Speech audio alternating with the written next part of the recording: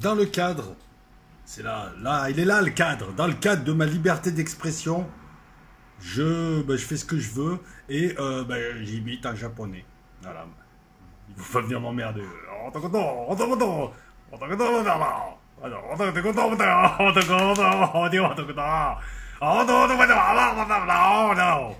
Voilà, c'était un peu un japonais qui dérapait.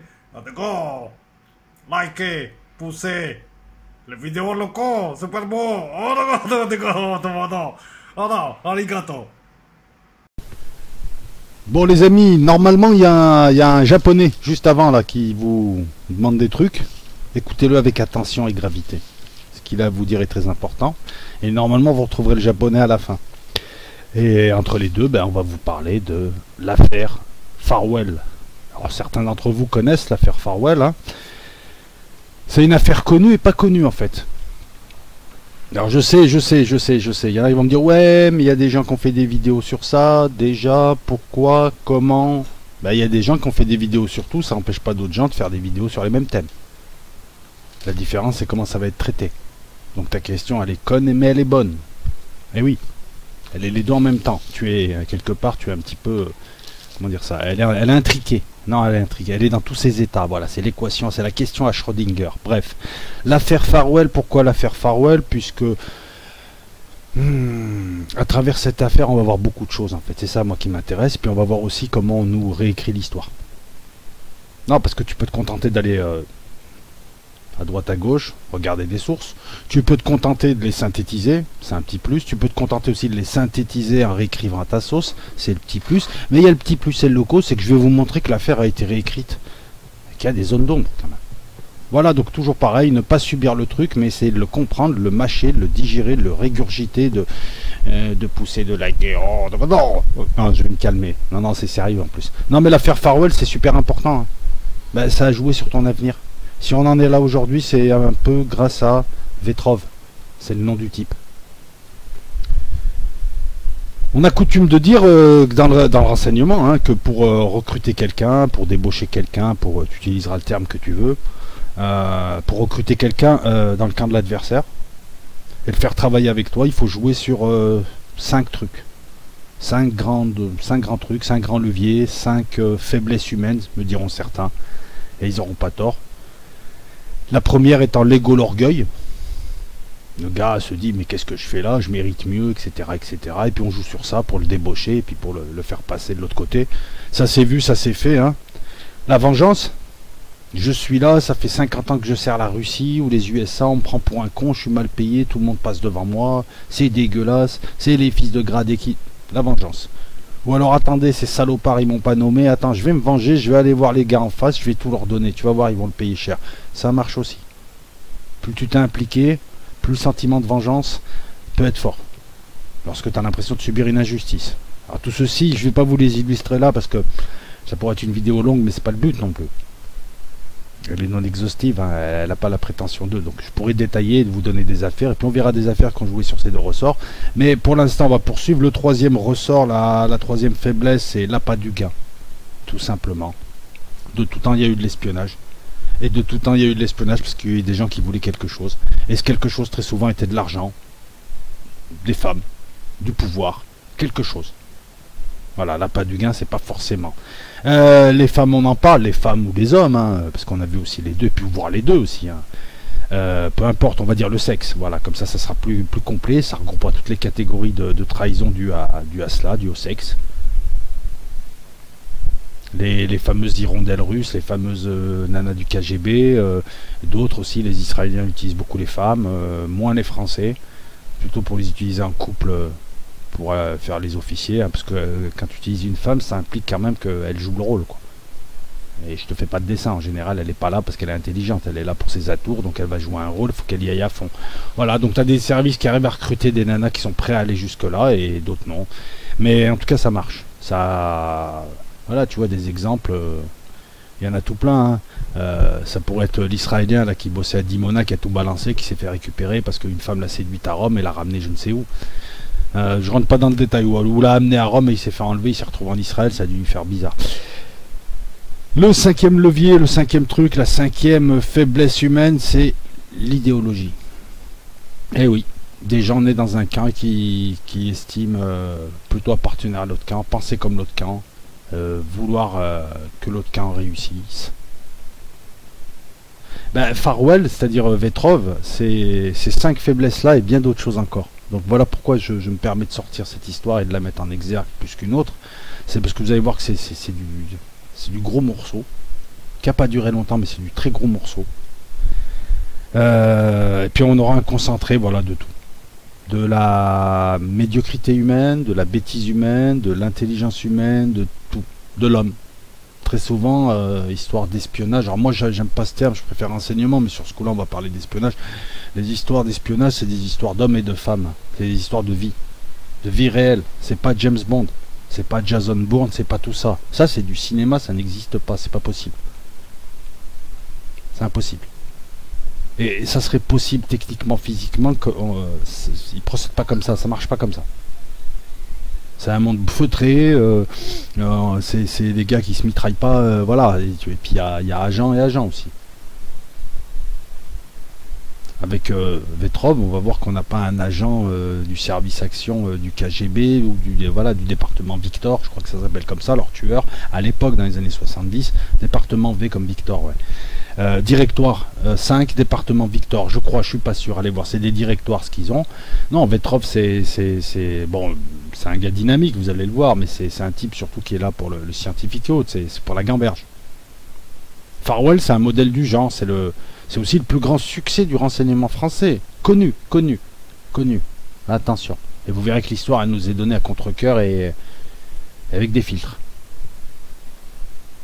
C'est le plus grand succès du renseignement français connu, de la DST, la DGSI. T'as pas un truc là qui tilte en toi?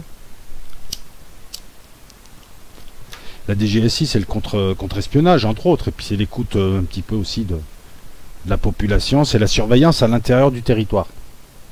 C'est ça, DST, surveillance du territoire, direction de surveillance du territoire. On va pas continuer à parler de DST plutôt que des séries, des GSI, des SB, tout ça. Non, c'est vrai, leur sigle, là, ils m'embrouillent. Elle est censée faire du contre-espionnage. Comment se fait-il que là, elle a mené une opération en profondeur avec une taupe russe? Déjà, première chose. Tu vois l'époque déjà? Bizarre. La DST était très souvent en concurrence avec la DGSE. On a deux versions. On a la version ils se bouffaient la gueule même au niveau des agents, et on a la version donc ils étaient prêts à se niquer les affaires. Hein. On en était là, la rivalité. Hein. Parce que la DGSE n'appréciait pas la DST en disant que la DST c'était des flics, ils travaillaient comme de la merde, ils faisaient du boulot d'arabe, je te le dis comme ça. Hein. Ils faisaient du boulot d'arabe et que l'espionnage c'était pas des histoires de police. C'était pas une histoire de tordre le bras et de crever des yeux. Ça marchait différemment. Et que quand la DST s'en mêlait, ils niquaient l'affaire. Et la DST, justement, je m'excuse de parler comme ça, mais on a bousillé des affaires. La DGSE. Donc il y avait une vraie rivalité. Avec deux versions. C'était soit, voilà, ils se bouffaient la gueule intégralement, soit non, c'était qu'entre chefs. Moi je pense que c'était intégralement, parce qu'il y a des cas de figure comme ça. Où. Donc déjà que la DST mène une affaire de ce calibre, c'est l'un des plus grands succès connus. Ça c'est étonnant. Pas pour l'époque, mais ça reste étonnant. Ça s'explique, hein. Vous allez le voir, hein, ça s'explique, hein. La zone grise, elle n'est pas là. Hein. Là, je fais pas de la méthode hypercritique de révisionniste où je vais chercher la petite bête partout en disant ouais, si j'avais été à la place de lui, j'aurais fait ci, j'aurais fait ça. C'est de la merde. Ça. Non. Là, je vous explique un contexte. À l'époque, la DGSI s'appelait SDS. Bon. Farwell, c'est avant tout un type. Farwell, en anglais, ça veut dire adieu. D'ailleurs, ça causera ce quiproquo. Farwell, c'est Bibi. C'est lui. Avec sa tête de... Ah bon, on va faire une vidéo de locaux. Non, mais il a quand même une tête de pochetron russe, quoi. Hein, de mec... Enfin, je sais pas, quoi. Il rassure pas, quoi. Vladimir Hippolyevitch Vetrov. Ce qui est marrant, c'est que dans la presse, soi-disant bien informée, il l'appelle Grigoriev Sergei. C'est bon, ouais, c'est russe, ça sonne russe, c'est bon, on va l'appeler Igor. Non, il s'appelle... Ah ouais, j'ai oublié de vous passer la transition. Alors, vous le voyez là, ça devait pas être sa meilleure époque, en admettant qu'il ait une meilleure époque. Vous voyez le logo de la DST, ouais, je fais comme ça, j'ai pas d'emmerde. Eh, la DST, envoyez-moi de l'argent, la DGSI. Je fais un placement de produit, là. En plus, je vais dire du mal. Et là, c'est avec son épouse en vacances à Saint-Tropez, bien avant qu'il soit en poste en France, parce que monsieur était un grand francophile. Je ne lui reproche pas d'ailleurs, je peux même le comprendre. 1932, je vous donnerai la date de sa mort après, parce qu'il est mort le pauvre. Il est né à Moscou, famille pauvre, bon élève qui poursuit des études d'ingénieur en électronique, il est intelligent, il est sportif, très sportif, hein, il n'hésite pas à aller à la bagarre. Bon père de famille pendant très longtemps, pas tout le temps. Il sera très vite repéré par les recruteurs du KGB qui vont lui faire suivre une formation. Et en général, les recruteurs du KGB, ils ont des profils qu'ils recherchent. Où ils ont plus ou moins un œil calibré. Ils voient un type, ils se disent tiens, on va pouvoir l'envoyer là ou là. Là, on lui fait apprendre le français, l'anglais et l'électronique. L'anglais, je comprends, c'est passe-partout. Mais il est dépeint comme quelqu'un de francophile. Pourtant, c'est le KGB qui lui demandera d'apprendre le français. Pour le mettre ensuite en poste à Paris. Est-ce qu'il était si francophile que ça? Est-ce qu'il s'est découvert francophile? Ou est-ce que c'est juste du foutage de gueule, du tmunique? C'est compliqué, hein. Vous allez voir, son histoire elle est un peu compliquée. Hein. Il apprend l'anglais, le français, les techniques de renseignement. Donc à l'époque, on apprenait à faire une filoche, on apprenait à avoir un contact, à inspecter une place, la sécuriser avant le contact, déjouer une filoche, repérer voilà des surveillances, communiquer, enfin il y avait tout un tas de choses, communiquer, boîte aux lettres mortes, boîte aux lettres vivantes, les itinéraires de repli, les procédures, les codes, tu mémorises des trucs, on te fait tourner dans des endroits, tu dois mémoriser le nombre de fenêtres là, etc. On te fait jouer des scènes, tu dois repérer le nombre d'agents qui te surveillent, des fois c'est tout le bureau de poste, c'est des agents, etc., etc. Bref, les techniques de l'époque pour former un agent. Un agent, ça coûte cher. Un agent, à la base, c'est déjà un officier d'officier. C'est quelqu'un de très intelligent. C'est pour ça que lorsqu'on me décrit Vetrov comme quelqu'un de médiocre, je suis mort de rire. Brillant ingénieur, recruté par le KGB. Il est pas bête, le mec. Après, c'est un slave. Son problème, c'est qu'il est porté sur la bouteille, il est femme et il est instable. Comme beaucoup de slaves, lorsqu'il touche le pactole. Il vient d'une famille pauvre, c'est important. Il vient d'une famille pauvre, il connaît le pouvoir, lieutenant-colonel du KGB. Et à l'époque, c'était important. Tu avais le droit de vie ou de mort. C'est ce qui a fait, d'ailleurs, que... il a pris la vie. C'est pas forcément lui qui a choisi, je sais pas, cette histoire de francophilie, mais bref, passons. Je travaille là, enfin je vous livre une vidéo là à la manière d'un interrogateur, on va l'appeler comme ça, d'un interrogateur, mais d'un interrogateur amateur qui reprend le récit 1000 fois et qui regarde et qui, voilà, je suis en train de remanger le récit et de revoir des zones d'ombre, de voir des trucs, c'est toujours comme ça qu'il faut traiter quelque chose. C'est pour ça qu'il faut toujours du temps à l'information et que la recherche d'informations YouTube ou sur Internet et toute cette interactivité là très rapide n'est pas bonne pour la réflexion et la profondeur de réflexion. Pour l'instant, on a que du classique. On remarquera quand même que les Russes recrutent pas mal, KGB, GRU, recrutent pas mal dans les classes populaires, alors que par exemple, il est de tradition en Angleterre de recruter dans les cercles et dans les classes aisées, chez les nobles, chez les fils de nobles, pour alimenter le MI6. Bon, en France, on a un peu de tout. Hein. À l'époque, il fallait être militaire, surtout maintenant, il faut être civil, je pense, et mathématicien. Je regarde mes notes, c'est très important. Il est affecté en 65, peu après ses vacances à Saint-Tropez, je pense qu'il est venu en reconnaissance, hein, à l'ambassade du RSS à Paris, et il est officiellement attaché au développement du commerce soviétique avec la France. Alors à l'époque, les Russes avaient des pas de def, ils étaient sapés avec 20 ans de retard, ils avaient toutes 20 ans de retard. C'était un peu la misère chez eux. Non mais il faut le dire, je veux dire, au niveau société de consommation, les Russes, voilà, c'était... beaucoup de pénuries, c'est quand même une société, bon, fallait aimer quoi, fallait vraiment y aller par idéologie. Comment t'amener ça? Leur économie, c'était pas une économie, c'est de la bureaucratie mélangée à de la flemme de communisme, mélangée à des gens inciviques, tu sais, comme au bled, voilà, et ça donnait un truc désastreux, avec des coûts qui servaient à rien, des pertes, donc une économie qui ne marchait pas. Et ça a amené une prise de conscience chez les dirigeants russes.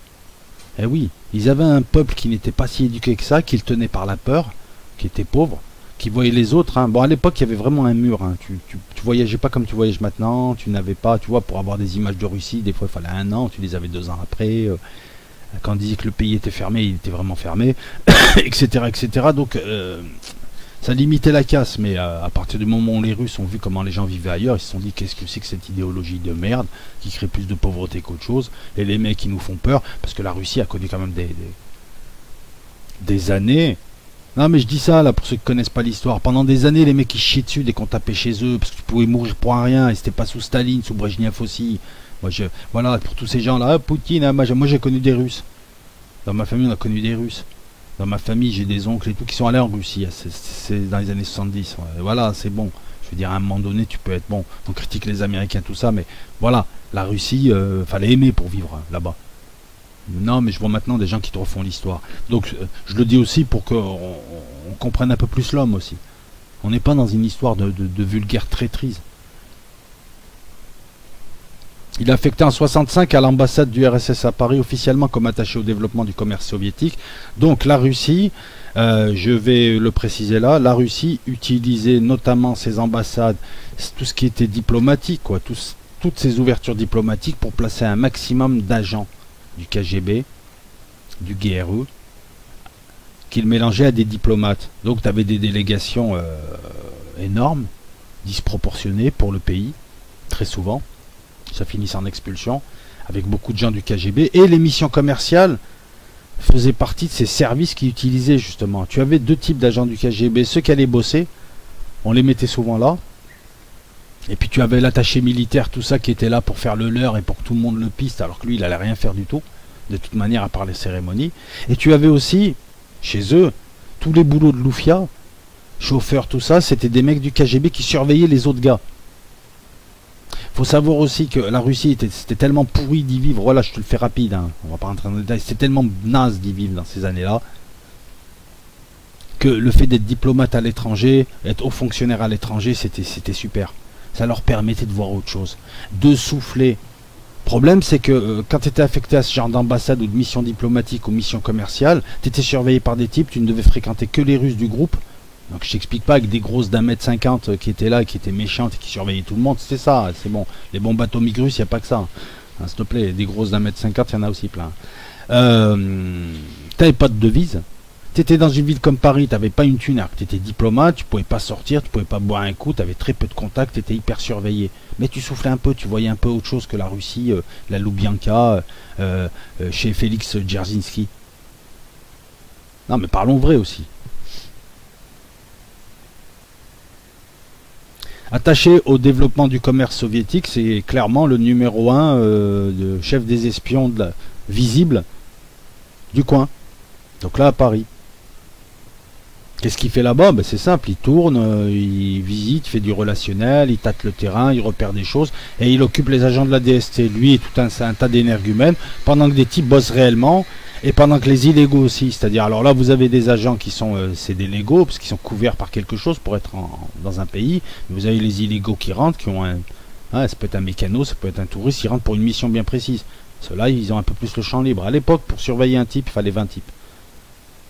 Et la DST n'avait pas les moyens de surveiller tout le monde, entre la politique, enfin bon bref. Tu vas pas faire un service de 2 millions de personnes, juste pour la filoche. Et je te dis, à l'époque, les caméras, tout ça, ils n'avaient pas. La DST, ils avaient des tractions avant, les mecs. C'était limite. Je te dis, ils ouvraient un Tipeee pour faire une enquête.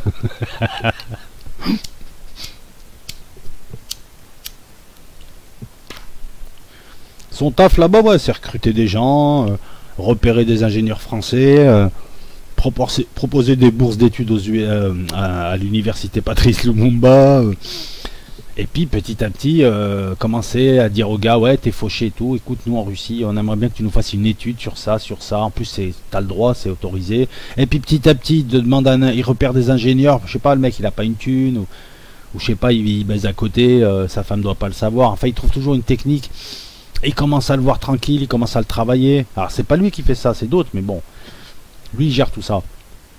Il commence à lui demander, tu peux pas nous faire une étude sur tel carburant? Ouais je sais, t'as pas le droit, mais bon c'est rien, et puis en même temps tu trahis pas ton pays, c'est juste rien, c'est juste un truc et tout. Voilà, tu vois, il te l'embrouille, et à chaque fois ils lui font signer des reçus, ils enregistrent les converses, enfin ils le tiennent, et puis au bout d'un moment, ils ont des gens qui tiennent. Donc recruter un agent, ça se fait pas en 2 heures ou en un film, ça peut prendre des années. Ou pas. Pourquoi ou pas? Parce que on va arriver à la bizarrerie. Je vais poursuivre là pour que vous compreniez un petit peu. D'entrée, il se fait repérer par la DST. Donc le boulot du contre-espionnage de chaque pays à l'époque, c'était de surveiller les arrivées, les sorties, les entrées, les départs, notamment des fonctionnaires du bloc d'en face.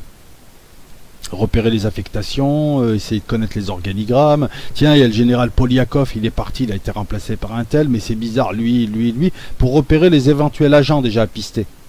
Tout en sachant qu'il y en a d'autres que tu ne verras jamais. Donc lui, à peine il était arrivé, il était repéré parce qu'il a, voilà, il a le poste pour ça. Je veux dire, il le sait. Eux, ils savent qui c'est. Lui, il sait qu'ils savent qu'ils savent qui c'est, tout ça. Bref, tu m'as compris. C'est plus un agent leur.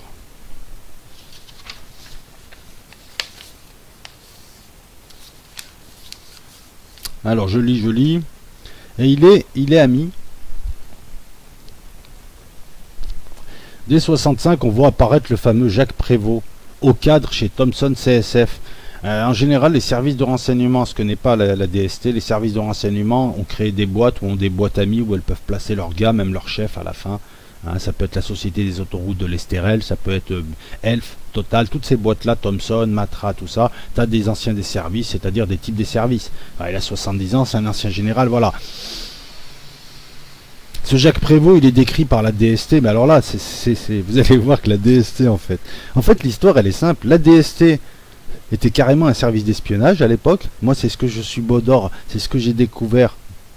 C'est ce que je suis Baudor. Depuis hier, depuis que j'ai fait vraiment mon article, j'ai passé la nuit dessus. À l'époque, elle avait un véritable service d'espionnage, mais comme c'était interdit, ça ne doit pas se savoir. Et je pense que ça continue encore un peu. Et puis bon, ça pourrait heurter les égos de la DGSE, etc. Ça pourrait remuer la merde. On veut pas nous le dire. Là, on te fait croire que ce Jacques Prévost, c'est un haut cadre de Thomson CSF et c'est un gentil et qui a décidé d'aider par patriotisme la DST. Non, c'est un agent DST.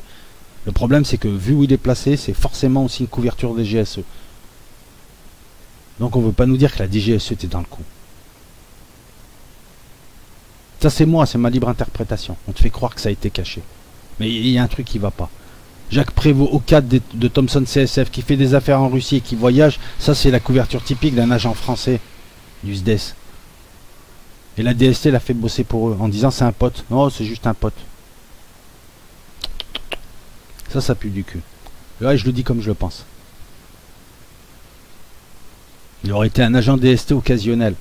On l'aurait formé un petit peu après. Non mais honnêtement, genre le gars c'est un pote, il rend service et puis on le forme le dimanche. En plus, c'est des missions très très sensibles sur le terrain. Je te rappelle un truc mon gars, c'est que si on te chope à Moscou avec un Ruskov qui te donne des plans, même les plans du métro, tu te fais choper, tu te fais torturer pendant des années, et si on te tue pas, on te relâche, mais 10 ans, 20 ans après, t'as plus de couilles, ta femme elle te reconnaît plus, et voilà, c'est ce qui arrive à un agent. Ah, c'est pas Julien Assange là, hein. Hey, je vais me réfugier. Ah non, c'est pas ça. Hein. C'est pas Julien Assange, c'est pas Zizilix, là, je sais pas quoi. Ah non, ça marche pas comme ça. Donc pour moi, Jacques Prévost, directement, je peux te dire que c'est un mec de la DGSE. Je sais pas, il pue, ces mecs-là, tu les vois d'entrée. Tu mets un poster, tu le vois au milieu, ouais, Platini, Rocheteau, DST, DGSE. Voilà, c'est ça. On poursuit. Alors officiellement, de 65 à 70, en gros, ils ont flirté, mais ils se sont pas roulés une pelle. En gros, Jacques Prévost, c'était son pote. Ils buvaient des coups, ils allaient chez lui, ils bouffaient, ils s'amusaient, ils faisaient la fête, tout ça. Il connaissait sa femme, c'était la rigolade, les vannes, les charades, tout ça. Jacques Prévost, il était là pour le flatter, le ramener vers la France. Lui, il était là pour ramener Jacques Prévost vers la Russie. C'est ce qu'il est dit officiellement, parce que c'est leur boulot, hein, c'est leur fiche technique. Hein, là. Quand tu regardes la palette technique là, avec Pierre Ménès, voilà, il te décrit ça comme ça. Bref. Et il serait rien passé. Ça, c'est la version officielle, c'est la version tménique, c'est la version je me fous de votre gueule. 4 ans et demi d'échanges langoureux, on est amis, mais il n'y a rien, il n'y en a pas un qui a basculé de l'autre côté. Moi, je pense qu'il a commencé à bosser pour la France à ce moment-là. Alors on te le décrit comme quelqu'un de francophile, ça il n'y a pas de souci là-dessus. Hein. Beaucoup de Russes sont francophiles, et lorsque tu quittes la Russie des années 60 pour aller en France, dans les années 60, surtout à Paris, hein, pour poter 3 dinars, il n'y a pas photo, c'était au paradis, je veux dire. Hein. Tous les jazzmen américains, ils descendaient à Paris, c'est pas pour rien. Tu vois ce que je veux dire? Il y avait une fraîcheur, il y avait une liberté, il y avait un renouveau, c'était la movida de l'époque, quoi, tu sais, voilà, ça dansait en mini-jupe, c'était la fête, tout le monde était gentil. Lui, il voit ça, il sort de... Là-bas, ils sont tout gris, les mecs, ils ont tous des tronches comme lui, quoi. Tu les vois le matin, non mais franchement, tu regardes la tête des mecs de l'époque, ils feraient déprimer un Prozac. Donc c'est là où pour moi on m'en fume, on me raconte des conneries. Non, il n'y a pas de... Pendant 4 ans, ils se sont vus, ils ont été amis, mais il ne s'est rien passé. Et forcément, il y en a un qui a bossé pour l'autre. Et forcément, c'est Vetrov, vu la fin.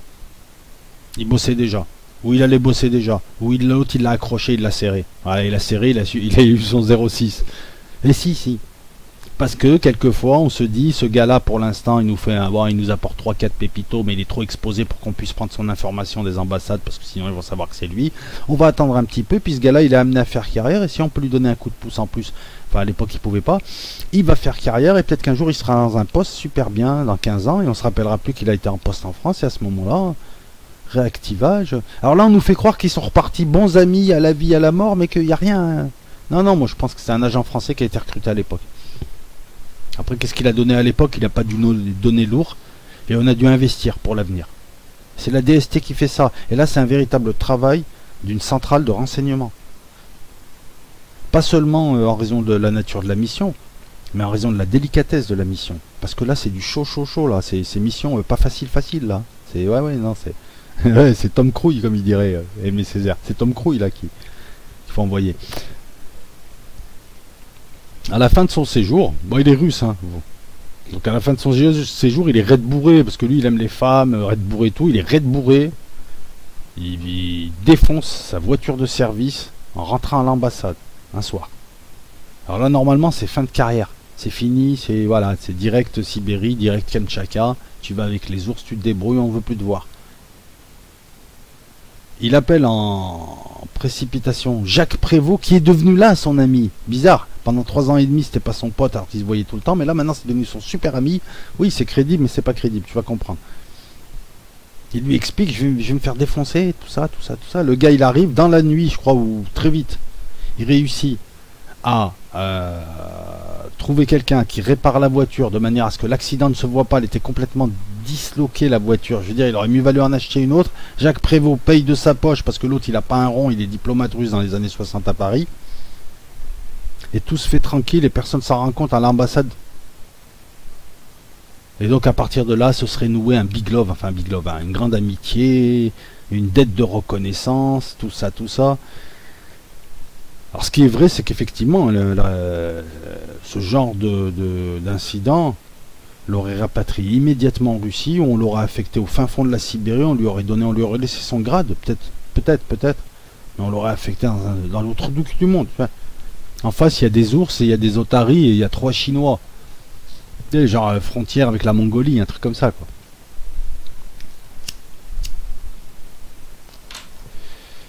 Pour moi, le poisson est ferré bien avant, mais bon, on va dire que le poisson est ferré là. Je pense qu'il est déjà ferré depuis très longtemps, parce que quand tu es officier du renseignement et que tu traficotes avec un Français suspecté d'être lui aussi un agent de la DGSE, voire plus, parce que c'est un multicarte, Prévost. Je suis certain que c'est un multicarte. On te demande vite à Moscou des résultats ou qu'est-ce que tu fous avec lui, quoi. Donc voilà. On va poursuivre.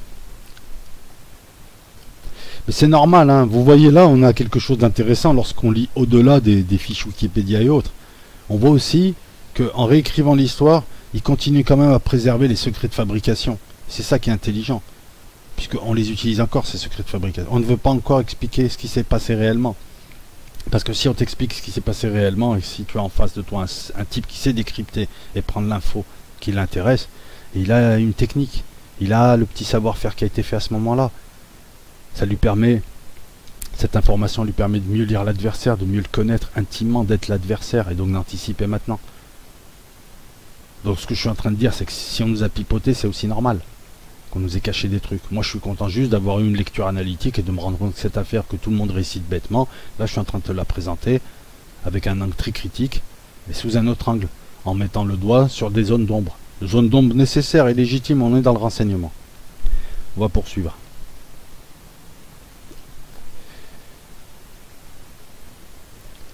Alors après il repart en Russie. Lui il voulait rester dans un pays francophone. Il repart en Russie. Comment je vais aborder ça? Bon, on va dire il est affecté à un poste au Canada, dans la mission commerciale de l'ambassade de Russie au Canada. Vous allez voir que ce type s'occupe des missions commerciales et scientifiques. C'est bon, comme je vous l'ai expliqué, c'est des missions qui, c'est des bus pour agents. Voilà, ça permet de disséminer des agents. On nous dit que là-bas, les services canadiens auraient essayé de le contacter. On nous dit que ça s'est mal passé parce qu'il picolait. Là encore, il y a une zone d'ombre. Mais tous les Russes picolent. C'est un lieutenant-colonel et tout. On dit que ça s'est mal passé, qu'il picolerait, qu'il aurait tapé quelqu'un à l'ambassade où il se serait engueulé avec son chef et on l'aurait rapatrié après 9 mois. Moi, je pense pas. Moi, je pense qu'on l'a rapatrié parce qu'on lui faisait plus confiance et on l'a rapatrié parce que les Canadiens commençaient à lui tourner autour. Et je pense que les gens qui le surveillent, qui le chaperonnent, ses chaperons, ont vu quand même un type instable et friable et qui servait plus à rien là-bas. On l'a ramené. Ça, c'est une hypothèse, c'est une hypothèse. En tout cas, il n'est pas resté longtemps là-bas. On dit qu'il était malheureux là-bas, qu'il voulait revenir en France.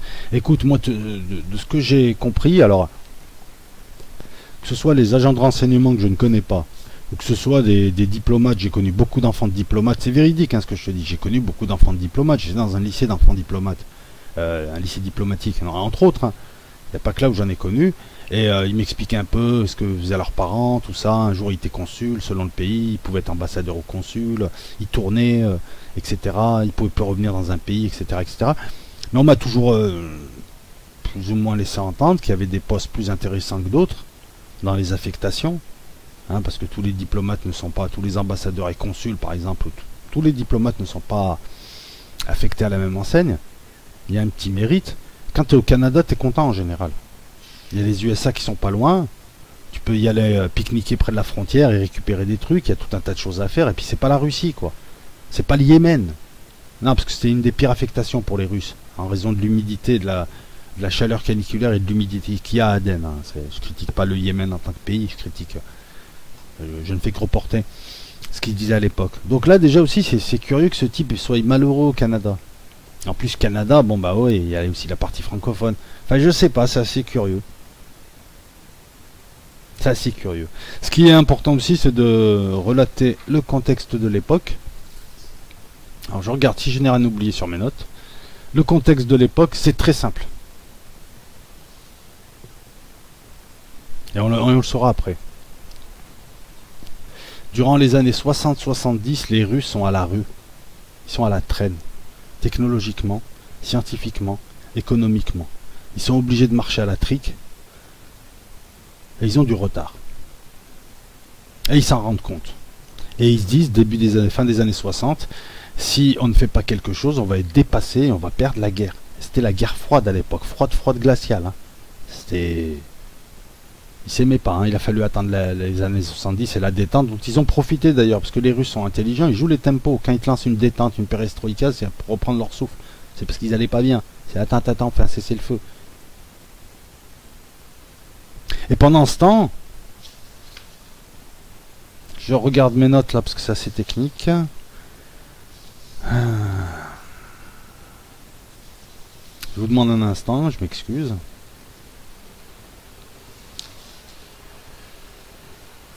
Ah ben voilà, on y arrive. Donc pendant ce temps, ils ont mis au point, enfin il y a tout un tas de comités qui se sont réunis, qui ont créé des comités, ils ont mis au point un dispositif d'espionnage à grande échelle de tous les pays occidentaux, et là où il y avait l'information, hein, un dispositif dont ils allaient servir, donc un tas de tactiques et de stratégies, hein, tenues par une stratégie.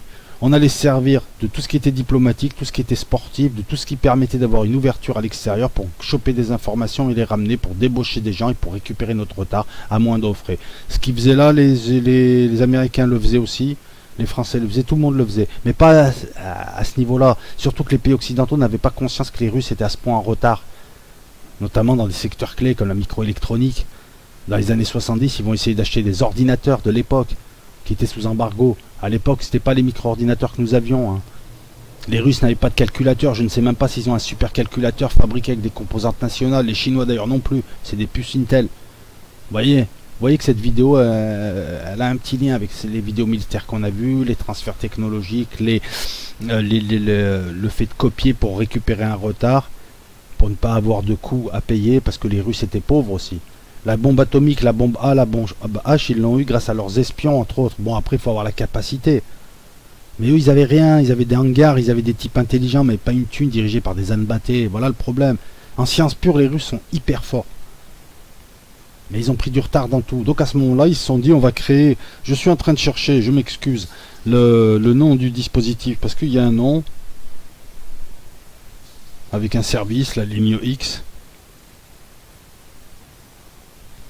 Et après, on reviendra à Vetrov. Mais il faut que je vous explique le contexte.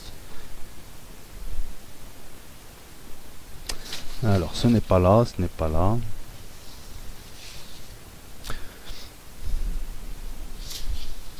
Bon, on y arrive. Voilà, voilà. Donc, le Conseil des ministres et le comité central créent la direction T de la première direction en chef du KGB. La première direction, c'est l'Occident. KGB. La deuxième, c'est l'intérieur. Il me semble. Et après, tu as des... Voilà, bref. Cette direction T est chargée des programmes de recherche et de développement des économies occidentales, donc de siphonner économiquement, technologiquement. Voilà, les Russes en sciences pures savaient faire des trucs, mais en technologie, en savoir-faire, en tout un tas de choses, ils ne savaient pas faire. Ils ont dû, par exemple, copier le moteur Rolls-Royce Néné pour commencer à avoir une base pour faire leur propre moteur. En informatique, ils ont essayé de pomper tout un tas de trucs. Enfin bon, bref. Le comité d'État pour la science et la technologie et la commission militaro-industrielle devaient eux aussi ont un complexe militaro-industriel. Devaient fournir à la direction T et à son service opérationnel, appelé ligne X, les exigences en matière de collecte. La majeure partie de la collecte se fait par le biais du KGB et du GRU et avec le soutien des autres services des pays de l'Est. Le SBU, enfin bon, tous les services, hongrois, tchèques, SBT, ukrainien, SBU, enfin voilà quoi, roumain, qu'est-ce qu'il y a, bulgare, avec le fameux Jikov là, coup du parapluie bulgare, bref. Et on a mis en place donc un formidable dispositif, et est arrivée la détente avec le bloc occidental. Elle a été voulue, elle a été provoquée, elle a été acceptée. Pourquoi? Ça permettait une meilleure pénétration. Détente, on envoie des missions commerciales, on va visiter les USA et leur ces boîtes d'informatique. Puis on a vu des trucs de fou, des types qui mettaient des adhésifs sous leurs chaussures, des types qui prenaient des brochures, des types qui frottaient leurs cravates dans des usines chimiques pour essayer de choper des échantillons, des tentatives de débauchage. Voilà, petit à petit on a commencé à avoir des cas isolés, petit à petit de moins en moins isolés. Commencer à se rendre compte qu'il y avait des Russes. Ce que font les Chinois depuis 15-20 ans. Notamment aux USA. C'est exactement ce que faisaient les Russes dans les années 70. C'est pour ça d'ailleurs que ça me fait rigoler qu'on s'en rende compte que depuis 10 ans. Je veux dire, ils utilisent les mêmes procédés. Je t'achète ta boîte, j'achète un château dans la Loire, je finance telle université pourrie, mais à condition qu'ils acceptent 20 étudiants. Voilà. Et je vais d'abord récupérer une masse d'informations dites sources blanches. En Russie, ils ont chi les mecs là-bas, ils ont même pas un bouquin les mecs, c'est pire qu'à Dijon, ils ont même pas un bouquin les gars, enfin si ils ont un bouquin ils se le passent comme ça. Ils disent, tant qu'ils reviennent, t'as passé ta vie quoi. Non, je rigole à peine, mais ce que je veux dire par là c'est que ça commence déjà par le siphonnage de tout ce qui est source blanche, source au public, livres et techniques, tout, ils récupèrent, ils copient, ils pompent. Ça va leur permettre de récupérer un maximum de retard. Donc il y a tout un tas, je vous laisse aller voir, il y a tout un tas d'anecdotes croustillantes de gens qu'on a attrapés. Écoute, moi je viens de Grenoble, à Grenoble il y a beaucoup d'informatique, il y a du nucléaire, il y a la presqu'île, là il y a le CENG, il y a tout ça. À plusieurs reprises dans les années 80, à deux reprises, tu as la DST qui est intervenue pour arrêter des ingénieurs du nucléaire qui fricotaient avec des types du KGB, non du GRU. Et je crois qu'il lui avait mis une femme en plus, tu vois le mec, genre ingénieur à lunettes, avec sa meuf moche, tout ça et tout, ils lui mettent une belle blonde, il le sert et après il bosse pour eux. Le problème c'est que la DST à Grenoble est actif. Et voilà, donc ces affaires-là, ce que Farwell va démontrer et donner, va a posteriori permettre de mieux comprendre les techniques d'espionnage russe, voir à quelle ampleur, jusqu'à quel point ils en étaient. Et ça, je te dis, c'est les années 80, moi je les ai vus. Cette affaire-là, je la connais parce que, voilà, à l'époque, j'ai vu des arrestations, les expulsions de diplomates à la fin, on va le voir. Moi, je me souviens, j'étais là, je sais même pas si c'était pas Bruno Mazur ou René Giquel qui les annonçait à la télé. Nous, à l'époque, la guerre froide, on connaissait encore. 82-83, c'était encore bien tendu, hein, très tendu même, hein, parce que la Russie ils étaient devenus parano, les généraux russes, et ils perdaient économiquement. Le concept de guerre des étoiles, c'est pas les USA qui l'ont lancé en premier, c'est les Russes, et ils n'ont pas pu suivre. Grâce à Farwell, on a pu savoir que les Russes n'avaient pas les reins solides pour poursuivre cette course de fond. Ils pouvaient faire un 20 km, mais pas un 40. Alors ils ont tenté un bluff en disant la guerre des étoiles, et leur appareil militaro-industriel n'a pas pu suivre, il était exsangue, il était vétus, leur technique, leur méthode, leur système de société fait qu'ils ne pouvaient pas suivre la haute compétition. Ben oui, les mecs en branlaient pas une, ils détestaient leur chef, ils détestaient leur pays, ils étaient schizophrènes parce qu'ils devaient dire l'inverse. C'était ça la Russie les années 70. Ah, excuse-moi. Tu y allais avec 3 jeans, t'étais le roi du Pérou, des jeans, gars. Ils n'avaient pas ça, des jeans. Voilà, on pose-toi des questions sur le système communiste aussi, hein, qui crée de la pauvreté plus qu'autre chose. Il a fallu ça pour en prendre conscience, parce que l'Occident à l'époque était quand même un petit peu arrogant. C'était l'Occident de regarder, on peut faire 50 shampoings différents, regardez, on a plein de bateaux. Allez lire l'imprécateur. Je me souviens plus de l'auteur qui décrit bien cette époque arrogante du capitalisme arrogant, mais un capitalisme qui crée des richesses et qui pensait apporter le bonheur par le nombre.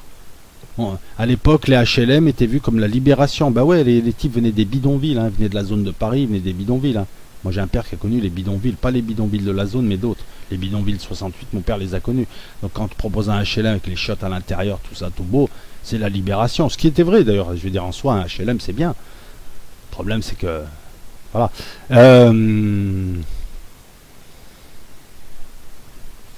On reprend sur Vetrov. Faut juste que je perde pas le fil. C'est une époque très intéressante, comme je vous l'ai dit, pour ceux qui l'ont connu. Aujourd'hui, c'est le monde des bisounours. C'est hey, t'es complotiste. Non, peut-être que les services de renseignement, ils ont barbousé un. Hey, non, t'es complotiste. Mais attends, ils l'ont fait il y a 10 ans. Pourquoi ils leur feraient pas? Hey, t'es complotiste. Peut-être qu'ils servent des islamistes comme ils servent des gens de l'extrême droite ou des gens de l'extrême gauche. Hey, t'es complotiste. Peut-être que c'est la CIA qui, plus ou moins, chapeaute avec des organisations criminelles tout le trafic d'or. Tout le trafic de drogue et notamment de cocaïne. T'es complotiste. Pablo Escobar, c'est la CIA, il bosse avec la CIA, c'est la DEA qui l'a niqué. T'es complotiste. Voilà, c'est ça, les gars. On a affaire à des gens qui sont nés en 2000 et qui viennent te raconter la vie, SB. Moi, j'ai vu des trucs de tarés, peut-être pas, mais on a tous vu des histoires de tarés, le coup du parapluie bulgare, des trucs de fou d'espionnage. Et l'autre, non, mais ils ont dit, t'es complotiste. Parce que, voilà, parce qu'à YouTube, ils ont dit, c'est pas bien de dire ça. C'est ça aussi. Vetrov, c'est du vice sur du vice sur du vice. 70, il repart. Il va au Canada, ça le saoule. Bon, enfin, il nous fait croire que. Je suis en train de regarder mes notes pour voir si je n'ai rien oublié, parce que c'est très dense. Hein. Et il a une personnalité quand même assez extrême, il est bourru, assez viril, il n'hésite pas à mettre des coups de poing. Hein. Picole, il drague. C'est un lieutenant-colonel du KGB, donc il y a quand même quelque chose aussi qui m'épate, c'est que surveillé comme il est, tout le monde, ou alors il masquait super bien, tout le monde a dû voir, je sais pas, moi je suis son chaperon au KGB, je vois tout de suite que ce type est instable et qu'il faut pas lui donner de poste à haut risque.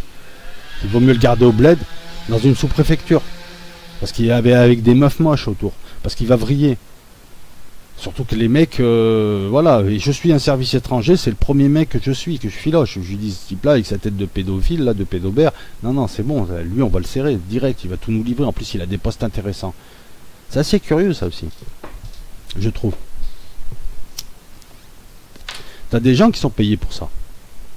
T'as des gens au SDES à l'époque, quand t'allais partir en mission, on te faisait un test de graphologie pour connaître ton état psychologique au moment où t'allais partir. Le KGB c'est du même niveau, c'est top of the top. Et t'as des gens dont c'est le boulot, de suivre en temps réel le type. Pour voir quand il commence à vriller, ta femme, et ci et ça, tu sais, il s'intéresse à lui et tout. Voilà. Comment se fait-il qu'on n'ait pas pu anticiper? Ça aurait pu être anticipé. Hein. Les Russes auraient pu anticiper le massacre qu'il va faire. Alors, donc sa rancœur serait née de ce retour, de ce séjour au Canada. Entre 70 et 73, il continue à rencontrer Jacques Prévost qui fait des séjours à Moscou, donc ça picole, ouais c'est la fête, t'es mon pote, tout ça, bisous bisous. Alors je regarde un truc, voilà. Il y a quelque chose qui est aussi bizarre, c'est que le type est censé s'être fait rappeler, parce qu'au Canada, il aurait embrouillé son chef, Red bourré un matin, les services canadiens l'auraient contacté, le mec il passe son temps à picoler. On le fait rentrer, d'accord, c'est la mesure. Normalement, tu le fais rentrer 24 heures après l'incident, il rentre direct. Tu as deux costauds dans un avion Aeroflot qui le ramène. Et le problème, c'est que lui, il le ramène pour le nommer à un putain de poste. Alors, le poste comme ça fait ronflant, ça fait pas important, ça fait ronflant, ça fait armée mexicaine. Mais c'est un putain de poste stratégique. Il est nommé chef adjoint du département de l'information, responsable de l'espionnage technique à l'étranger. J'ai pas l'impression que ce soit une mesure, comment dire ça, que ce soit une punition, que ce soit un... Là aussi, c'est une zone d'ombre. Non, mais on s'attendait à le voir à un poste où il n'avait aucun pouvoir. Avec ce poste, il a accès à des informations quand même ultra sensibles. Mais tous les informateurs occidentaux, les agents qui bossent à l'Occident, enfin une partie, c'est une mine d'or. C'est une mine d'or. Tu chopes ce type, tu connais les agents à l'étranger, tu connais tes balances, tu sais ce que les agents leur demandent, donc tu connais les manques de la Russie par rapport à leurs questions, par rapport à cette fameuse liste des courses, tu sais ce qu'ils n'ont pas dans le frigo, et tu connais leur état. Mais putain, c'est une mine d'or, mine de diamants, mine d'uranium sur des terres rares. Ah, pas la Vasse-les-Flots en plus. T'as la caravane à vie là-bas. Comprends pas. Comprends pas cette affectation non plus et... T'as intérêt à pas la comprendre toi aussi. Non, non, non, mais je...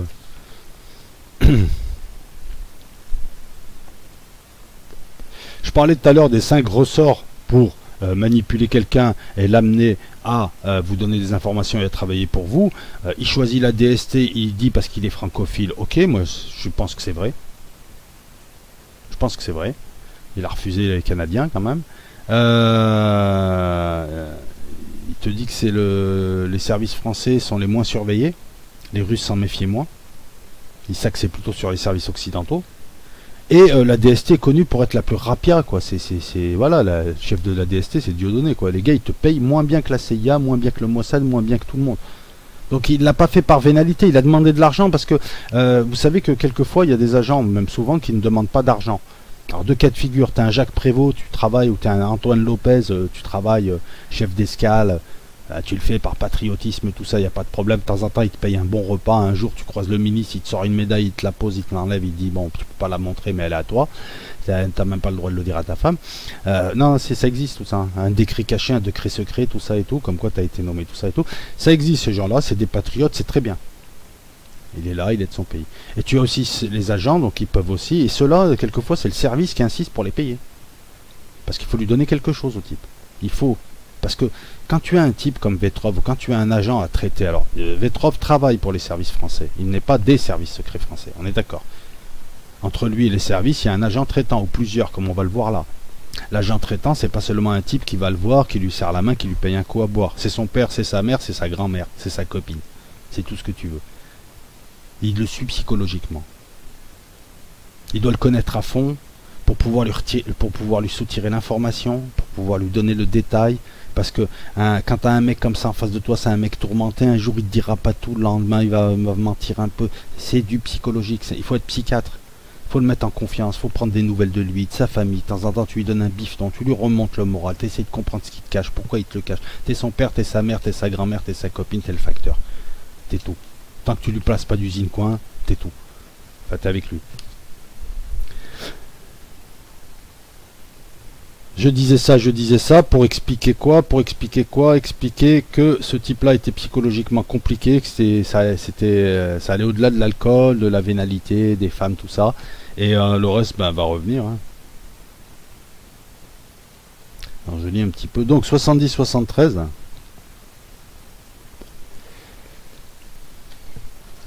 Il croise Jacques Prévost, le cadre de Thomson CSF qui va régulièrement à Moscou dans le cadre de ses activités. Ils sont potes et après il disparaît, Vetrov. Plus de signes de vie. Ils essayent d'avoir un signe de vie de lui, il disparaît. Alors là, tu vas me dire, ouais, là c'est mystérieux. Non, là il n'y a rien de mystérieux. Non, là c'est un russe. Ce genre de gens est constamment torturé par un conflit intérieur. Il y a une partie de lui qui le traite de gros traître. Il y a une partie qui le traite de grosse merde. Il y a une partie, tu vois ce que je veux dire? Et le travail de l'agent traitant, c'est éviter que cette partie-là lui prenne le cerveau. Donc qu'il disparaisse, qu'il réapparaisse, surtout un piccolo comme lui. Je pense qu'il a dû arrêter, il a dû prendre peur, il a dû avoir un cas de conscience. Donc les autres n'ont pas insisté. Et l'affaire Vetrov, elle commence pas encore, mon gars, officiellement. Moi, je pense que si, parce que pour qu'on aille même le voir à Moscou, enfin bref. Moi, je te dis, il bossait pour les Français depuis un bon moment. Et s'il y a quelqu'un qui regarde cette vidéo, il connaît bien l'histoire et les tenants et aboutissants, bon, tu vas pas nous marquer un poste, mais bon, voilà. Bref.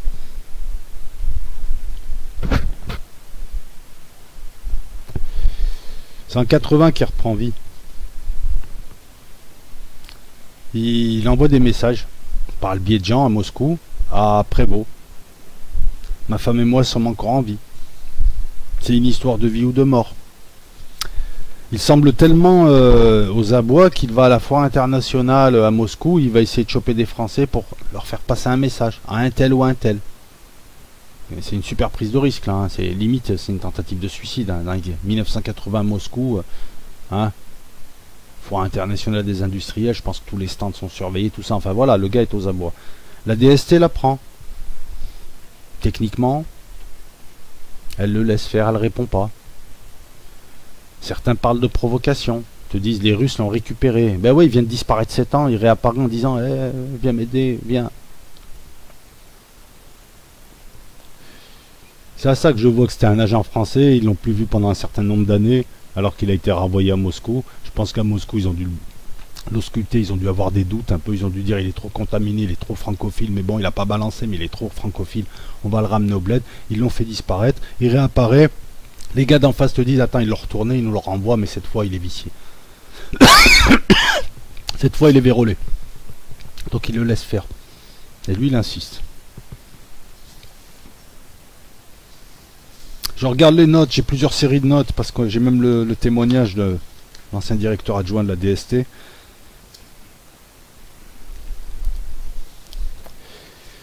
Voilà.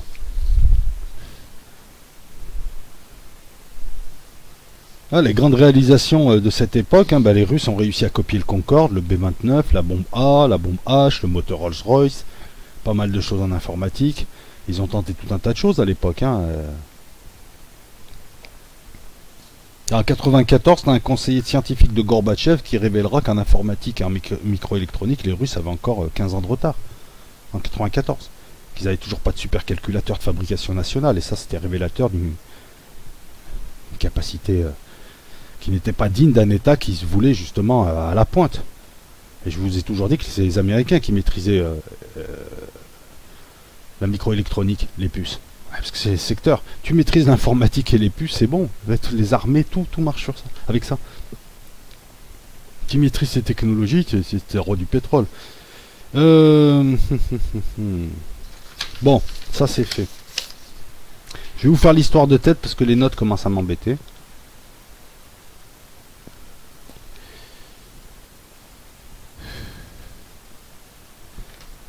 Il réapparaît en octobre 80, voilà.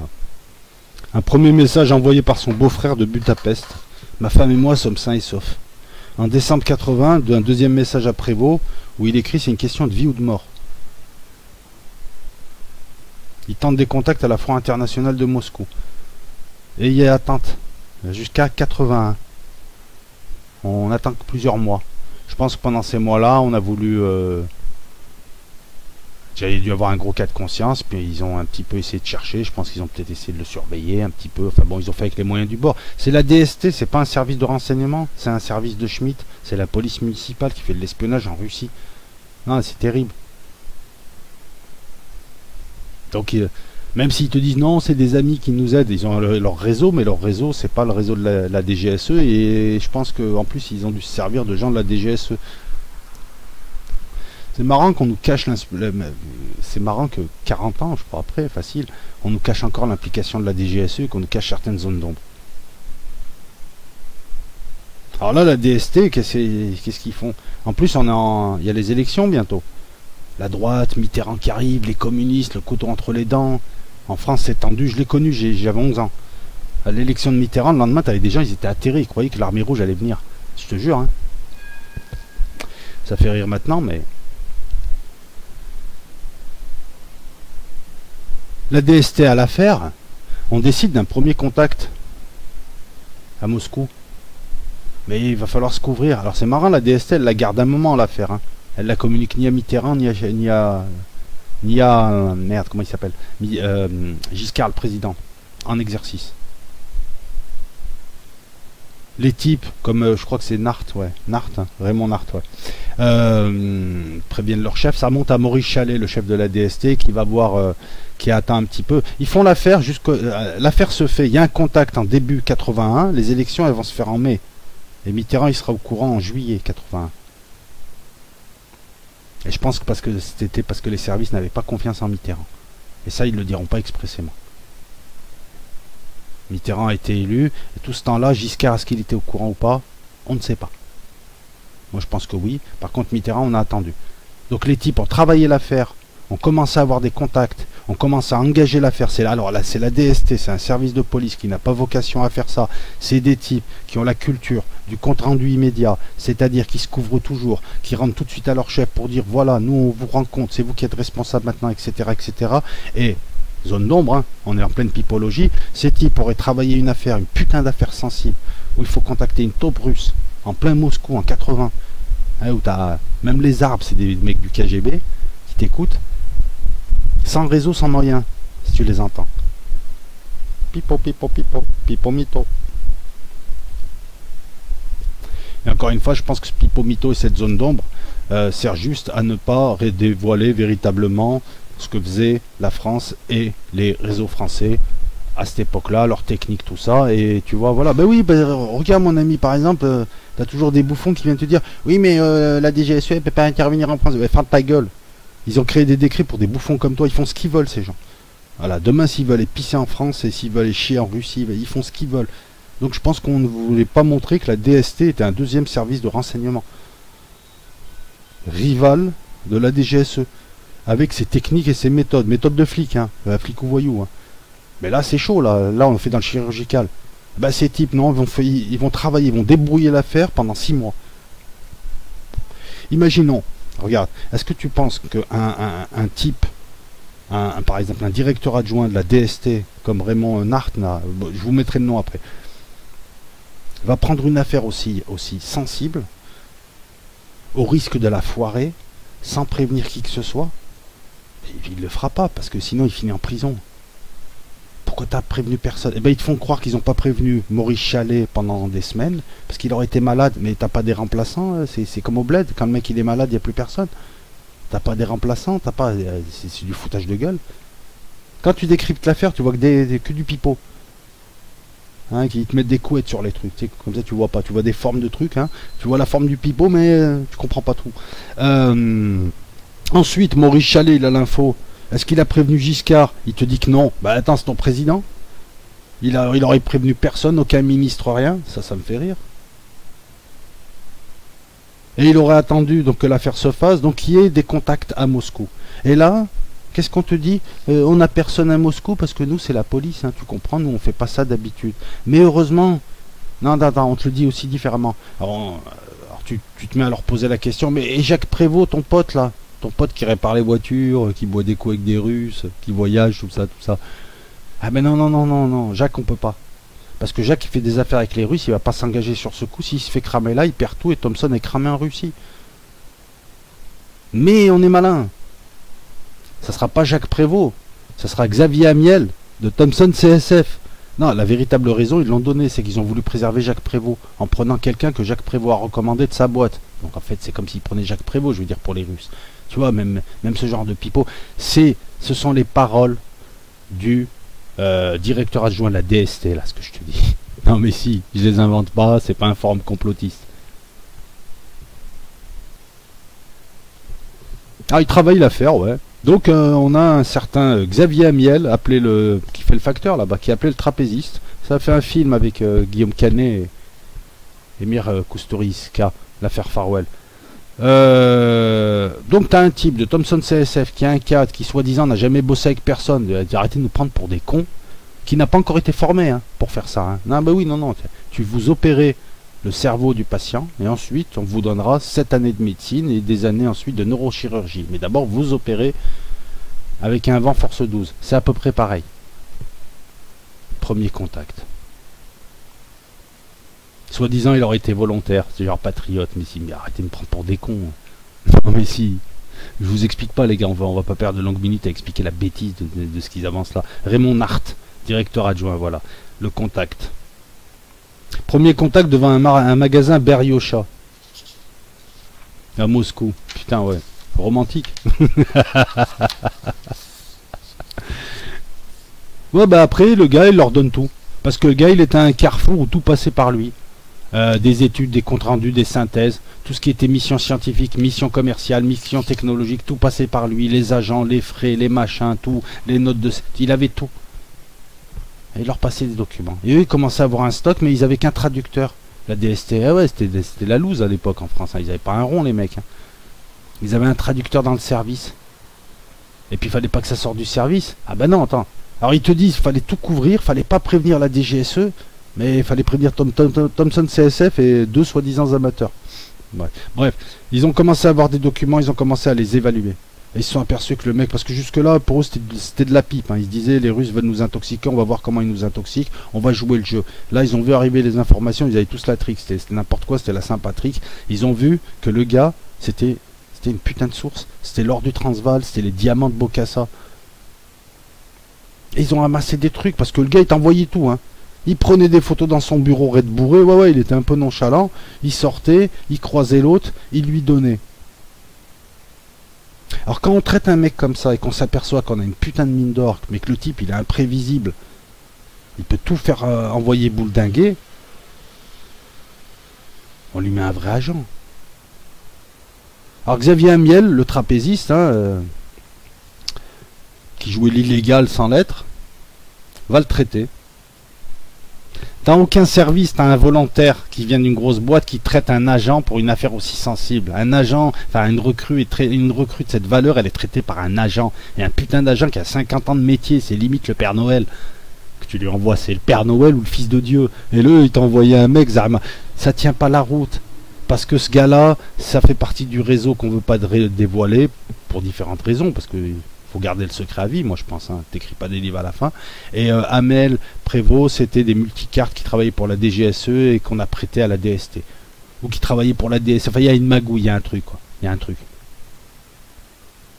On ne fait pas traiter une recrue de cette valeur dans les circonstances pareilles par un volontaire patriote. Non, non, mais c'est bon, il sort soit à vélo, c'est quoi cette histoire?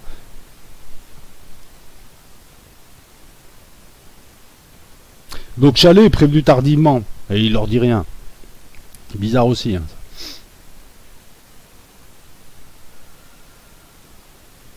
Je pense que il y a aussi, comment dire ça, quand ils l'ont eu, il y a aussi des explications aussi qui peuvent atténuer un peu tout ça. L'affaire était trop chaude pour sortir du cadre de la DST. Mais qu'ils n'aient pas prévenu leur chef, ça j'y crois pas. Mais qu'après, Mitterrand était prévenu après, je pense qu'ils ont prévenu Giscard, pour se couvrir. Parce que c'est pas possible autrement. Parce que sinon, mais t'as une affaire comme ça, tu préviens pas le président, mais ils te mettent en prison, ils te mettent à Vincennes, après ils te fusillent. Bah oui, c'est de la traîtrise. T'es qui toi? Je veux dire, t'es pas la banque la banque des affaires, tu la gardes pour toi. Le but du jeu, c'est finalement à un moment donné qu'il y ait quelque chose, quoi. Après, je veux bien comprendre qu'ils aient des problèmes, si ça, parce que voilà, c'est une affaire trop chaude pour sortir. Il faut la refroidir déjà. Les informations sont trop chaudes, il faut les démarquer avant. Et ouais, quand tu as des infos comme ça, des trucs de cette valeur-là, il faut attendre un peu que ça refroidisse. C'est bouillant. Et si tu les sors là, on va savoir d'où elles viennent. Enfin, il y a tout un tas de choses que tu révèles et tu vas la détruire ton info. Non, non, une info, c'est comme un plat, c'est comme une meuf en fait. Et il faut savoir bien. Il y a un tempo, bref. Je suis en train de m'enfoncer là. Non, j'ai pas dit enfoncer. Et ben, ce qui devait arriver, c'est que Mitterrand est averti le 14 juillet. Chalet prévient Gaston Defferre, Premier ministre de l'Intérieur, parce qu'avant ça s'appelait pas comme ça. Gaston Defferre, lui, qui aime pas les cocos. Gaston Defferre, le maire de Marseille, très connu partout. C'est le dernier duel français, c'est Gaston Defferre qui l'a fait contre un autre député. Voilà, il l'a gagné à l'épée. Dans les années 50, qu'il aurait insulté sa femme. Tu vois, à l'époque, ils avaient la classe quand même, hein, un duel au premier sang. Revenons à Gaston Defferre. Gaston Defferre, il lui dit, vous dites rien à Charles Hernu, il raconte tout à sa femme. Charles Hernu, c'était le chef le ministre de la Défense, socialiste. Mais il a eu raison, Gaston Defferre. Il voulait que ça reste dans la police. Alors que la DGSE, c'est des militaires dépendent de Charles Hernu. Garden Party, ils vont voir Mitterrand. Mitterrand, il apprend ça. Putain, le mec, 14 juillet 2001, Mitterrand, 1980, tu lui apportes cette affaire. Du feu de Dieu, quoi. C'est Chalet qui en parle devant Bérégovoy, 2 autres types et Mitterrand. Bon, je pense qu'il y avait 2 types de trous. Et Mitterrand, il leur dit, putain, c'est une bonne affaire. Vous dites rien à la DGSE. Vous la gardez, vous. Cette affaire, vous la travaillez, vous. Vous la gardez pour des raisons de sécurité, de sûreté, de discrétion. Hein. Moins il y a de fous, plus il y a de riz. Hein, plus surtout l'information reste. Et on va vous donner les moyens. Voilà que je pense ce qu'il a dû leur dire. Je pense que la DGSE a su, après qu'il y avait cette affaire. C'est pas possible autrement. Et il était content parce que il allait voir à Ottawa Reagan. Mitterrand venait d'être fraîchement élu. Les anglo-saxons commençaient à le regarder de travers. Les marchés financiers le regardaient de travers. Il n'avait pas encore entamé la rigueur, mais il devait rassurer. Il devait rassurer le monde occidental. Il devait rassurer l'OTAN. Et là, il avait de quoi rassurer. Puisque lorsqu'il verra à Ottawa le 19 juillet au château à Monticelli, non, Monticelli c'est une clinique, n'importe quoi, à Montebello, château Montebello, c'était le G5 à l'époque. Il y avait Mitterrand, il faisait le b-boy. Il a essayé, donc, alors Reagan ne l'aimait pas, n'aime pas la France, enfin bon, c'est l'américain texan, bourru, raciste, tout ça et tout. Donc déjà, il avait des a priori, et il l'écoutait pas, il le calculait pas, il comprenait pas son anglais. Mitterrand, heureusement, gros malin, avait une lettre qu'il a donnée à William Hague, le général et secrétaire d'État qui était avec Reagan. Il lui a donné la lettre qui était destinée à Reagan et à Bush. Dans cette lettre, un bon anglais, parce que Reagan, tout ce qu'il avait retenu, c'est on lui a dit farewell, adieu. Il comprenait pas pourquoi Mitterrand lui disait adieu. L'entretien s'est mal passé, l'autre il râlait, il calculait pas. Tu vois, à l'américaine, c'est hautain, tout ça et tout. Et quelques jours après, Bill Casey de la CIA a eu la lettre, Bush, tout ça et tout. Bon, Reagan, après, il n'avait pas inventé l'eau chaude. Hein. Je crois que même qu'il avait pas inventé l'eau froide, le mec. Non, mais si. Non, mais Reagan, c'était pas un futé, quoi. Il mâchait le chewing-gum, il avançait, et puis il faisait des postures. C'était un acteur qu'on a mis là pour rassurer les blaireaux, les beaufs de là-bas. Tu sais, ceux qui disent maintenant Trump, tu sais, on leur met un personnage caricatural, et ils pensent qu'ils ont des couilles, ils se saoulent la gueule, ils font du rodéo, et c'est fini. Voilà. Pendant ce temps, les autres, ils continuent leur manège, quoi. C'est exactement ce qui se passe en ce moment. Donc ils se rendent compte, les mecs, c'est un truc du feu de Dieu. Là, ce qui est marrant, c'est que donc Mitterrand vient de payer son droit d'entrée. Personne ne se méfie de lui. Surtout qu'il a expliqué à Reagan que les ministres communistes qu'il place, il ne les placera pas dans des ministères de... Hein. Bon, bref, il n'y aura pas de mélange des genres. Ils ne se mélangeront pas avec l'OTAN. Il est hors de question. À l'époque, la menace communiste faisait encore peur. Et les communistes représentaient encore beaucoup de personnes dans les sociétés occidentales. Le prolétaire, à l'époque, il n'était pas con. Il votait pas RPR, il votait pas Mélenchon alors que Mélenchon c'est un traître.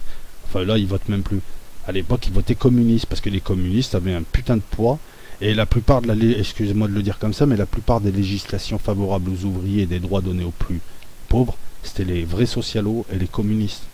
Non mais je le dis encore une fois, on est apolitique, mais tout ce que t'as, tes dimanches, tes samedis, tes congés payés, tout ça et tout, ça n'a pas ruiné la France, ça t'a permis de vivre, de pas être un esclave comme tu l'étais avant. Ça c'est les communistes, les vrais. Donc autant ils peuvent appauvrir un pays, autant ils peuvent aussi apporter du bien à un pays. Je ne veux pas que ma vidéo soit binaire.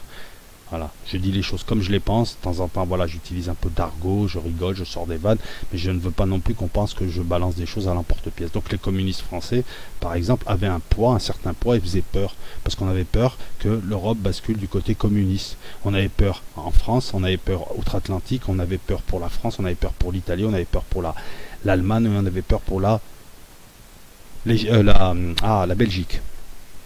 Et c'est ce qui a donné Stay Behind, Gladio, qu'on a réactivé, les réseaux Stay Behind, appelés Gladio dans certains pays comme en Italie, appelés Rose des Vents en France, appelés tous les noms, donc ces anciens réseaux. Et c'est là où on a commencé à réactiver des réseaux d'extrême droite, des réseaux de mercenaires, et c'est là où on a commencé ces fameux attentats montés par ces gens, couverts par une partie des services secrets.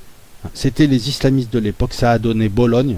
Alors Bologne, si tu me traites de complotiste, tu peux aller voir, hein, toute l'histoire est liée maintenant. C'est jugé, condamné, la vérité, les participants encore vivants te racontent l'histoire. Donc si tu viens me traiter de complotiste, c'est que t'es un gros con là.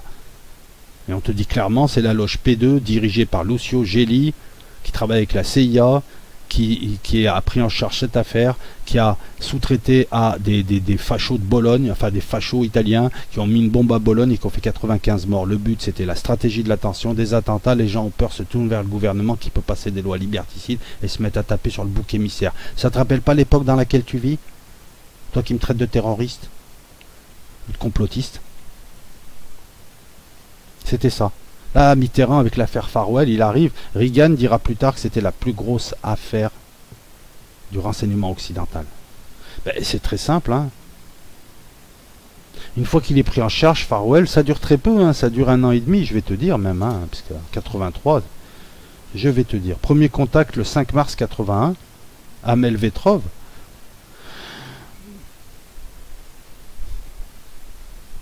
Je regarde mes notes, je m'excuse, mais bon.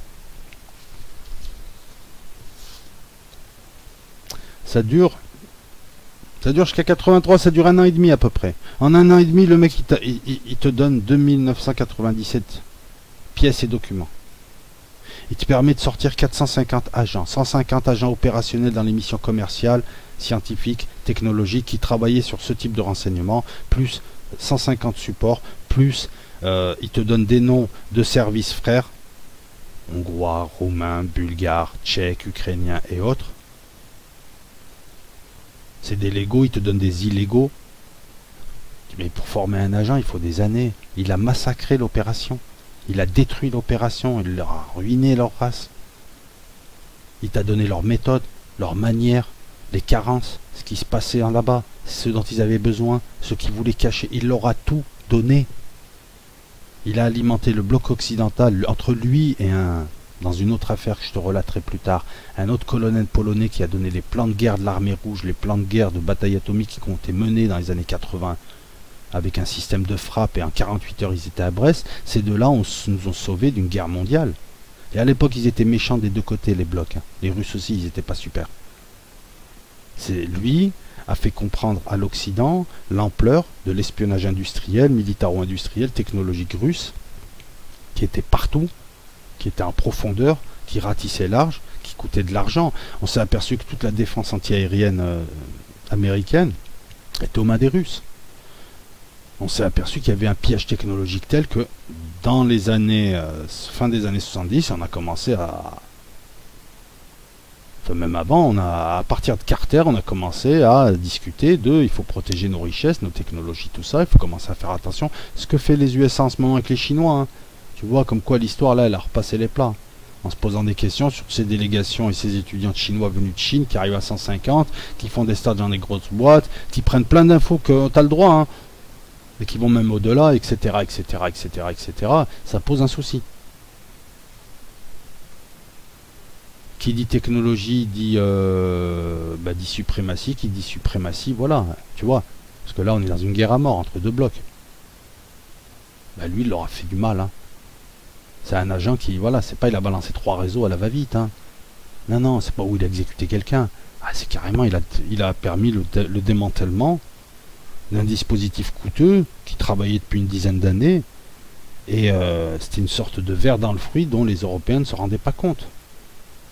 Et je peux te dire que dans les années 80, par exemple, ça a donné une prise de conscience en France, et on a vu la DST circuler dans toutes les grosses boîtes. Moi, je connais des gens qui ont vu la DST, afin de sensibiliser les gens, et ça s'est fait difficilement. Hein. Ça se fait difficilement. Encore maintenant, ça se fait difficilement, pour expliquer aux patrons français que même leur Wi-Fi, quand il est sur YouPorn à l'aéroport de Chine, faire attention, on lui donne des techniques, on lui explique. Les approches, les amis qui te commandent des trucs, les gens qui commencent à être potes avec toi et commencent à... Parce que les opérations sur un agent, sur une cible comme ça peut prendre du temps. Ça peut prendre un certain temps, comme une approche comme ça. Pour le recruter. Dans ce cas de figure, bref. 74% des documents portaient surtout sur des pillages aux USA, hein, tout ce qui était américain, leur système de défense, leur système technologique...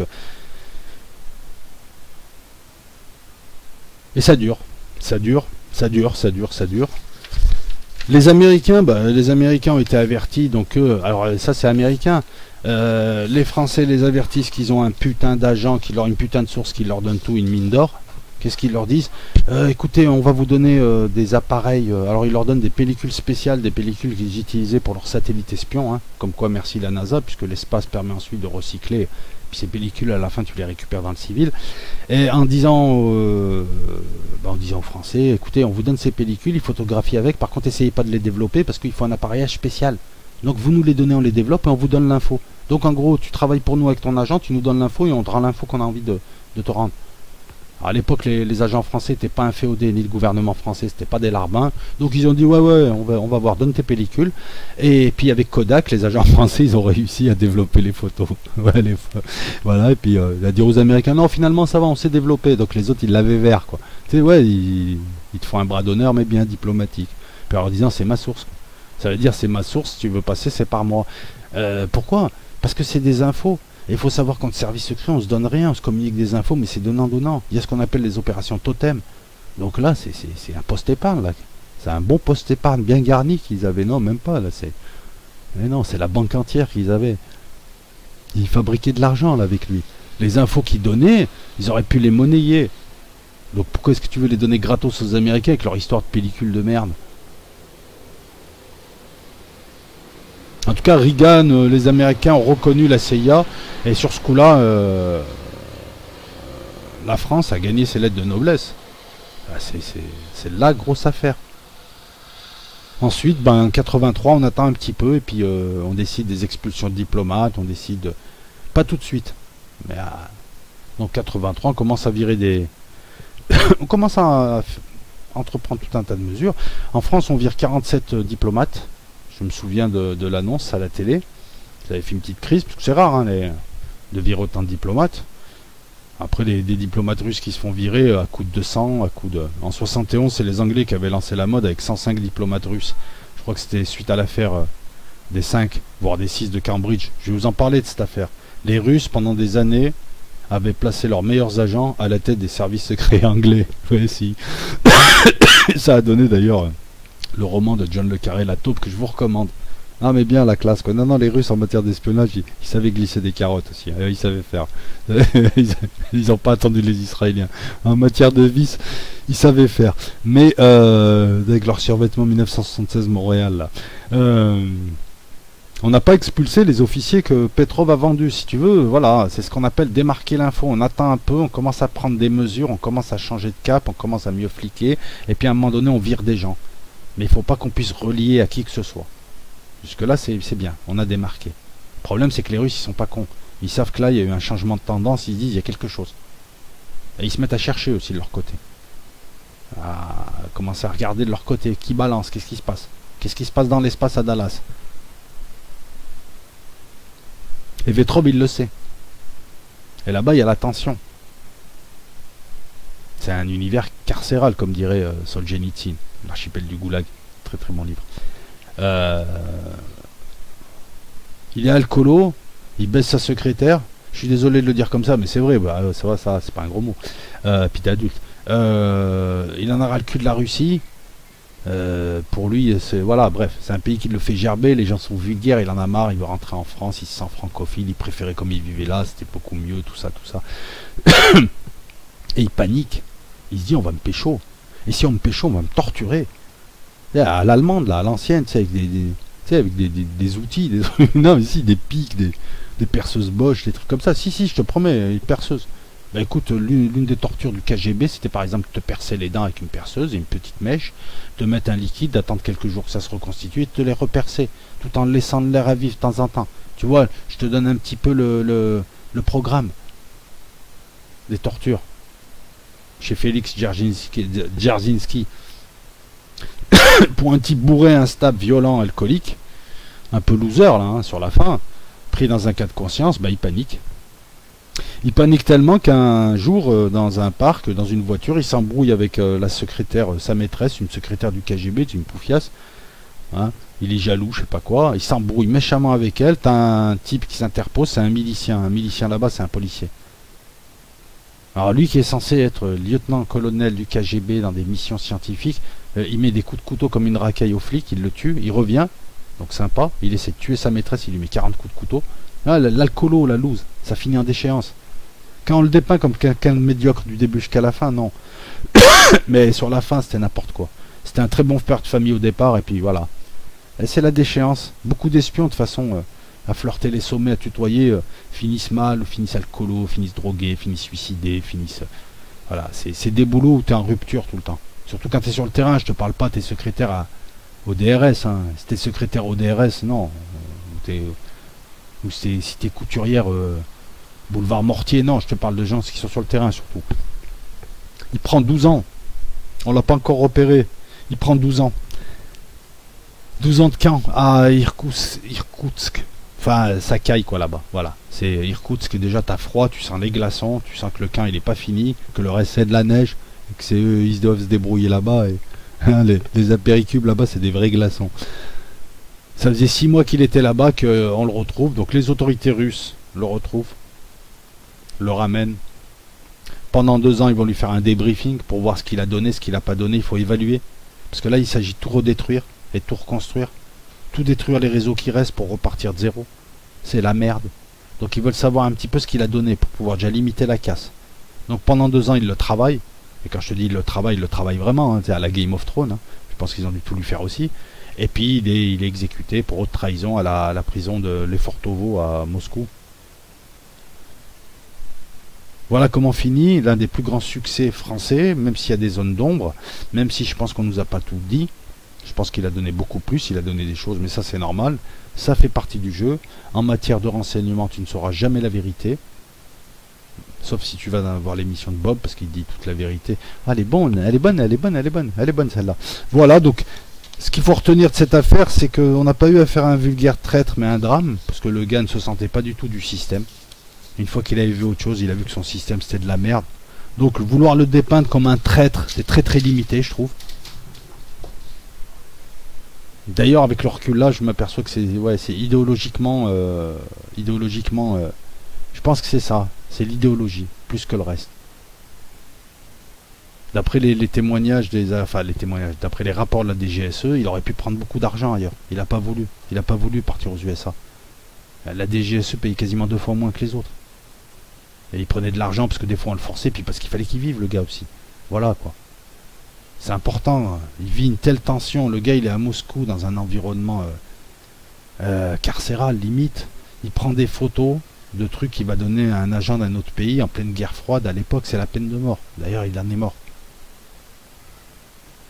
Après on va dire ouais vous l'avez laissé tomber, la DST l'a laissé. Non, c'est plus compliqué que ça. Je pense que c'est parce que le problème, la dernière polémique et la dernière zone d'ombre, hein, là où pareil, là ils mettent des couvertures pour cacher, c'est qu'à un moment donné, l'ambassadeur russe a demandé des comptes à la France en leur disant vous virez 47 de mes diplomates, porque me gusta.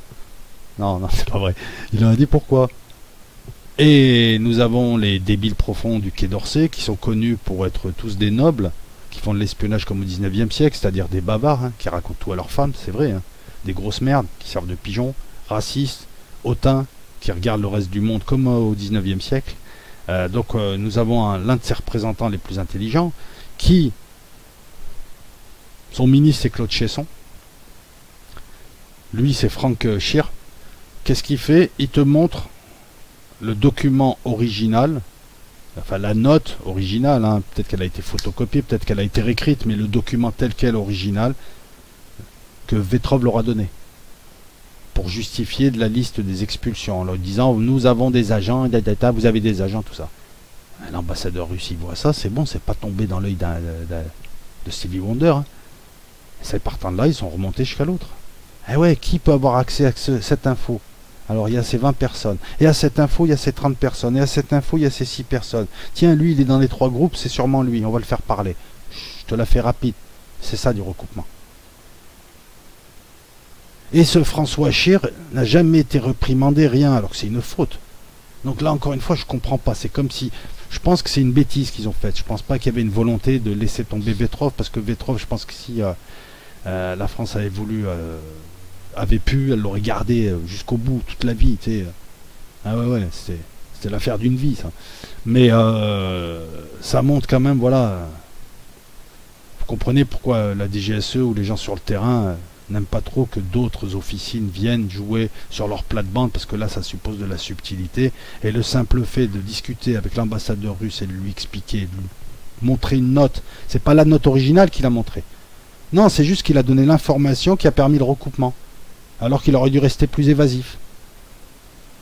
Ben, ce gars-là n'a jamais été sanctionné, il a été blanchi, c'est pas de sa faute. C'est comme si finalement la France s'était arrangée avec la Russie pour ne plus parler de cette affaire gênante, et il fallait qu'il expie ce bouc émissaire.